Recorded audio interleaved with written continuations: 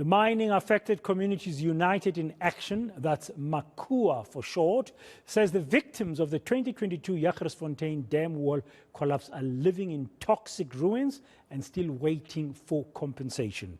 The union has accused the Portfolio Committee on Mineral Resources of failing to act on its own recommendations. It has also called on government to fast-track the conclusion of the investigation into the disaster. Let's discuss this now with the union's youth coordinator, Bongani Uhuru. Bongani, good afternoon. Welcome to today, and thank you very much for your time. It's exactly 1 year ago today since the Jagersfontein dam wall collapse, and you are saying nothing has been done to compensate the residents, and toxic material is still being pumped out.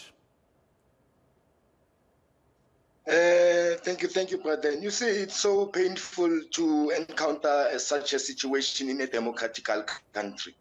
The problem now we are facing is that, you see, government forever promises victims, but the government never does what it needs to do for communities. Look at what is happening in the Free State. It's like normal as usual, but the mine now is continuously working, but the communities, they are still facing toxic waste within their communities. So our concern is that, hence we have said once in a year to say that we need the government to consider us. Hence we are calling for a free, prior informed consent so that communities should be consulted. Hence the communities are not being consulted by virtue of communities have been neglected, but at the end of the day, profit it's been made around their communities. So what's happening currently, a year later, on the ground in Jagersfontein, Bongani? You see, it's still a crisis, you know, where we have seen even other organizations trying to use the Jagersfontein as a campaigning strategy. But in reality, life hasn't changed in Jagersfontein. Communities there the issues haven't been addressed. But the mining companies are continuously working as normal. But now we have mineral department, who's supposed to be legislation enforcement. But now the legislations are not being enforced at that level. If you can go into that area, look at the current situation. It's not a situation where you can say you are living in a democratic country. So what do you as MACUA and the community now want to see actually in practice happen? We need to see those affected families being compensated.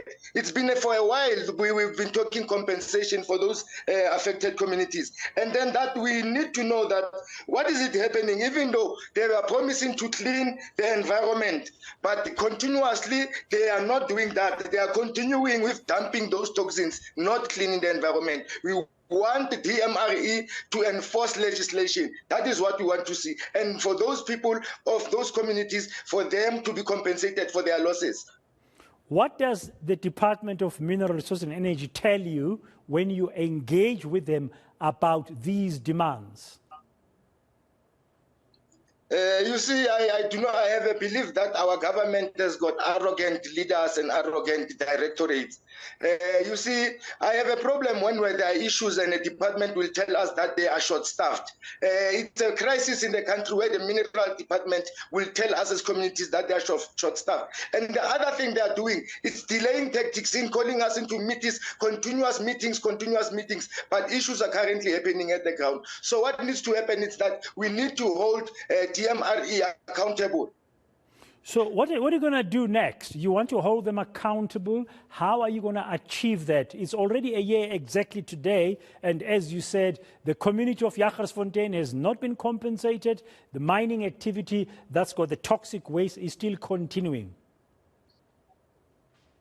What we are in the process doing as a movement, we are busy trying to file in some litigation on that matter, so that community can be taken into consideration.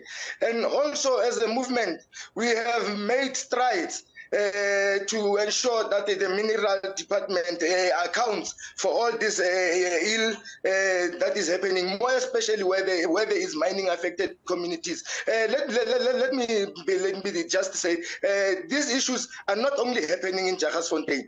Everywhere where there is a mining community, we have been neglected. So hence I'm saying South Africa is facing a crisis where there are sinkholes, there are spillage of dams, but the mineral department doesn't want to do anything to account. Are you hopeful that things can change as you continue to engage and also litigate?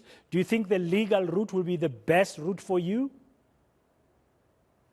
Faces of the struggle have changed. We have forever bent tires, but now at least we have advanced in the struggle. So I believe it might not even be today, but one day through the eye of the needle, we are going to see it happening because of currently we are having campaigns on educating communities on MPDRA. You see, communities have been forever been neglected and not been given popular education. But now once communities, if they can start understanding legislations that they're guiding them, communities will then be easy to understand what is it that they want. So we are trying now to build up a campaign on MPDRA campaign so that we hold DMRE campaign into account because of MPDRA is the legislation that they are using. So we are educating communities to know what is in that legislation. Thank you very much, Bongani Uhuru there. He's the National Youth Coordinator of the Mining Affected Communities United in Action, Makua. A year later, he says nothing has been done for the people of Jagersfontein after that tragic dam wall collapse that destroyed their residents and also caused a number of casualties.